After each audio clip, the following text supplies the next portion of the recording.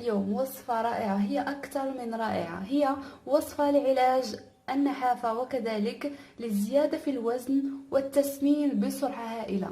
فالكثير من الفتيات جربنا العديد من الأدوية من الصيدلية وكذلك العديد من الوصفات ولم تجدي نفعا معهن، ولكن هذه الوصفة هي رائعة جدا. ما عليك فقط المداومة عليها بالمقدار الذي سوف أريك إياه، والمداومة كما قلت فقط. سوف نحتاج لتحضير هذه الوصفة مكون رائع جدا والكثير منا لا يعرف فوائده، وهو يوجد في كل مطبخ وفي كل بيت، هو الحمص.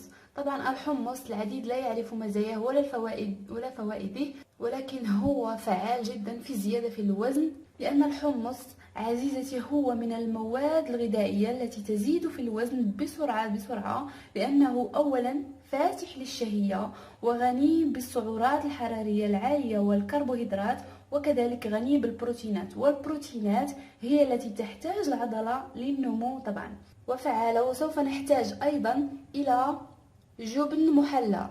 طبعا أنا سوف أستعمل جبن بيرلي، الماركة عندنا في المغرب وهي ماركة معروفة وغنية بالبروتين. كما تلاحظون فيها نسبة عالية من البروتين، فيها تقريبا 8 جرام من البروتين كما لاحظتم. وكما قلت الحمص طريقة تحضير الحمص، سوف نقوم بتحميص الحمص في الفرن أو في مقلاة بدون زيت. طبعا نقوم بتحميصه فقط قليلا ليس كثيرا، طبعا حتى نحصل على هذا اللون. بعد ذلك نقوم بطحنه ونحصل على هذه البودرة اللينة بهذا الشكل. طريقة تحضير الوصفة هي سهلة جدا. طبعا نأخذ مقدار ملعقتين كبيرتين من الحمص المحمص والمطحون، ثم نضيف إليه جبن محلى تقريبا حوالي 100 جرام من الجبن المحلى.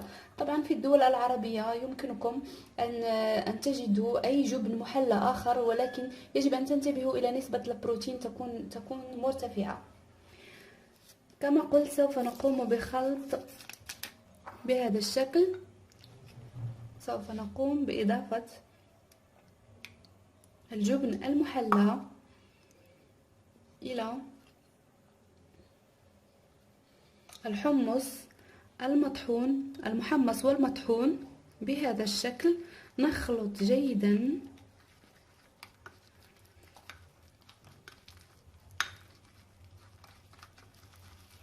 وصفة سهلة جدا وفعالة، وأنا لا أنصح طبعا بالأدوية التي تشترى من الصيدليات لزيادة في الوزن، فهي مفعولها غير صحي بتاتا وهي مضرة بالصحة. إذا لم يكن على المدى القريب فهي تكون المضرة على المدى البعيد طبعا، ولا أنصح بها.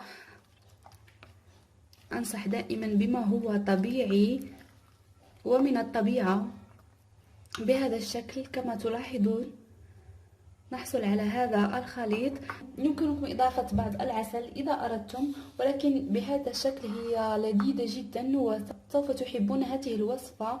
طريقة استعمال هذه الوصفة: يجب عليكم أن تأخذوا هذه الوصفة كل يوم. هذا المقدار الذي وضعت لكم، طبعا ملعقتين من الحمص المحمص والمطحون في تقريبا 100 جرام من الجبن المحلى، مرة كل يوم، ولكن يجب أن تأخذوه بعد الأكل وتداوموا على هذه الوصفة كل يوم، وسوف تلاحظون من الأسبوع الأول زيادة في الوزن. طبعا رائعة جدا هذه الوصفة، هي تزيد الوزن بسرعة فائقة وفعالة جدا.